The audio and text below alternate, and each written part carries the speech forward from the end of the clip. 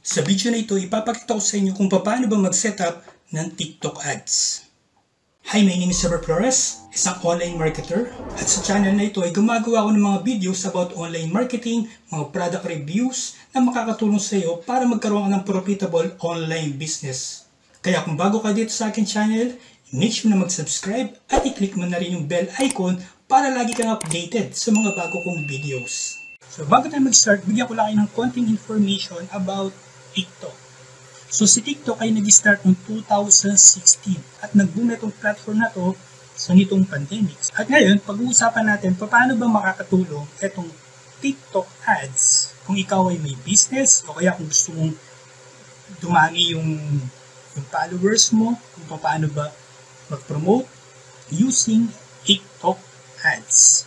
Okay, so pupunta muna tayo dito sa isang website sa Social Shepherd na kung saan sinasabi dito na ang TikTok ay nasa 10 most downloaded apps nitong 2021. So nahigitan niya si Instagram, si Facebook, si WhatsApp. Okay, so nasa number 1 si TikTok.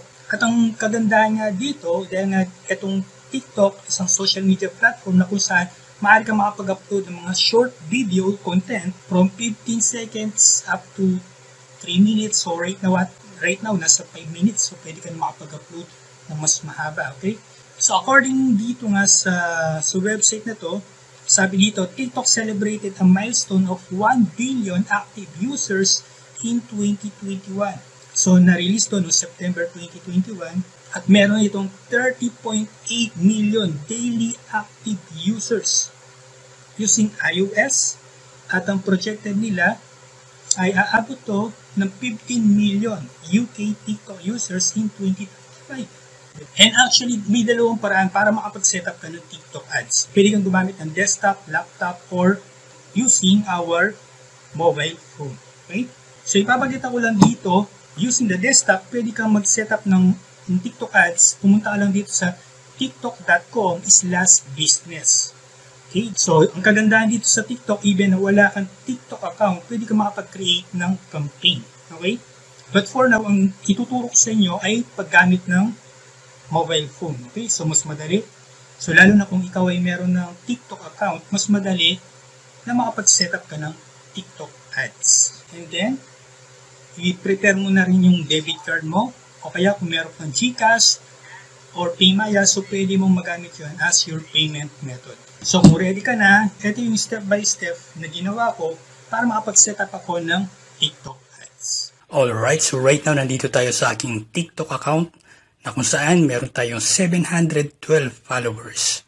Okay, ang goal natin ngayon is magparami tayo ng followers. So sa ituturo ko na to, pwede mo ring gawin is pwede kang magbenta kung meron kang binibenta online or kung gusto mong paramihin yung followers mo.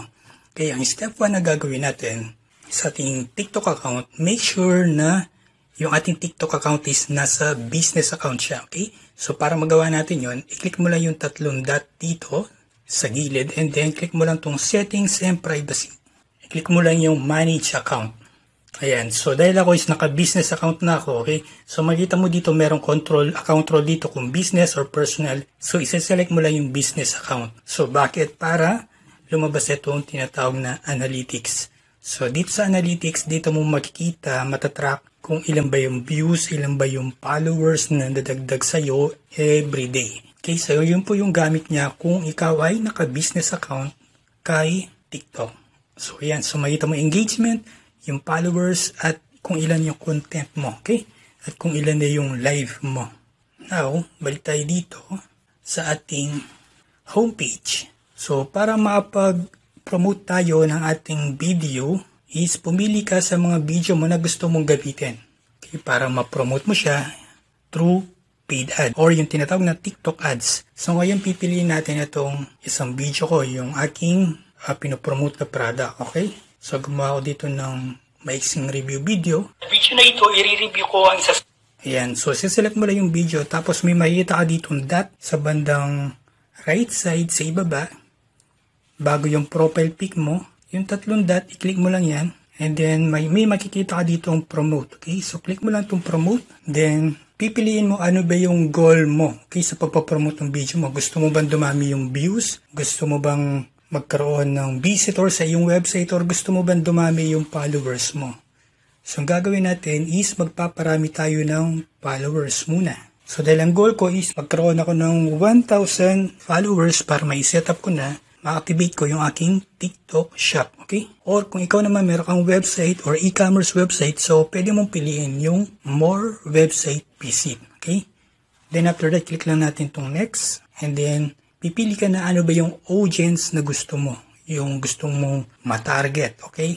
So, meron dito default audience. So, si TikTok na yung bahala na pipili ng audience mo. Or kung gusto mo naman, i-custom mo. Pagka kinlik mo yung custom, pipili ka anong gender, anong age ang gusto mo, ano ba yung interest ng mga tao na gusto mo maging followers or ma-target mo. Okay? So, ang goal natin, lahat ng gender. Then, ages, ang target ko, 18 hanggang, 18 to 55 plus. Sa interest, pipiliin natin is education, so financial services. So dahil eventually is, magpo-promote ako ng aking product. So target ko kailangan, yung mga audience ko is merong pera, diba? And then yung mga mahilig sa tech and electronics. So it's up to you, depende rin doon sa niche mo or sa kung meron kang business, okay? Or kung ano yung passion mo. So depende po sa inyo kung ano yung interest na gusto mo. Dahil ako yung niche ko is nasa online marketing and meron din akong business about health. So, kaya ito yung mga tinarget ko, okay? Then, click lang natin itong save. So, once na nasave mo na, i-click mo na uli yung next.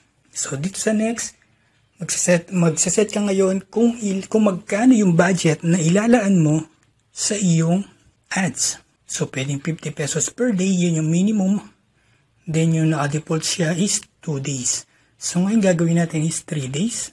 Ayan, so 150 over 3 days yung ating magagastos. So sabi dito ni TikTok, ang estimated video views na maibibigay niya is nasa 876 to 4,036.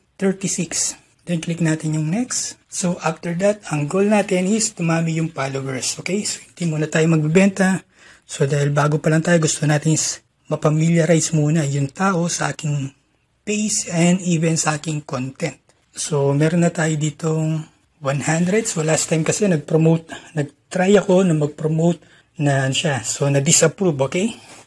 So, yung ating ads, kaya ngayon is i-run natin yung followers. So, click lang natin itong yung pay and start promotion. Ayan, and then, select mo lang yung payment method mo. Pwede kang gumamit ng debit card or credit card. Pwedeng PayPal, pwedeng Maya, or pwede ring GCash, okay? So, yung ginamit ko last time, yung Visa card ko or debit card. Then, click lang natin yung confirm. Then, after mo lang, wait lang natin na mag-process yung ating payment. Ayun. Then, after that, antayin lang natin dahil yung ginamit ko is yung aking Union Bank. So, kailangan ko ng OTP. Okay? Okay, guys. So, yun. So, yung ating promotion is under review. So, wait natin siya. Mga 30 minutes or bukas kung anong update, okay, kung approve ba yung ating in-order kay TikTok. Kaya sabi nila dito, we will send a notification to your TikTok inbox when it's complete. So, babalikan natin siya, guys, okay? Several days later. Okay, so para makita mo yung result ng yung ads after mong na-set up yung ads mo, katapos na yung 3 days or 2 days, so depende kung ilang araw ka nag-set up ng campaign mo, okay? So, pupunta lang doon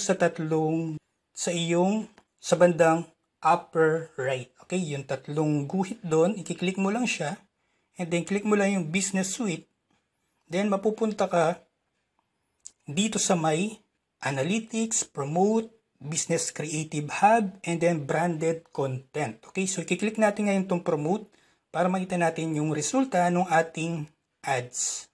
Okay, so ito yung ating ads na kung saan gumastos lang ako ng 150 pesos. Okay? So sa aking 150 pesos ko, nakakuha ko ng 169 followers and then nakakuha din ako ng 2,900 views. So 150 pesos. Okay, so i-compute natin yun. So nagkakalaga lang siya ng 0.88 centavos. So wala pang piso. Diba? So, mura na para makapagparami ka ng followers using TikTok. Okay? So, pwede mo rin i-promote nga yung business mo or kung meron kang online store, website.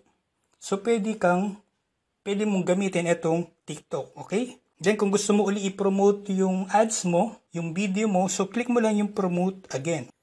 Or, ang gawin mo lang is, pwede kang pumili ng ibang video and then mag-promote ka and pwede mong papuntahin doon sa website mo kung meron kang website na gusto mong i-promote. So, I hope nakatulong sa'yo itong maiksing video tutorial natin about TikTok ads. Kung meron kang feedback or question, just leave a comment below. At huwag mo na rin kalimutan i-like at mag-subscribe sa aking YouTube channel. So, thank you for watching and see you on my next video.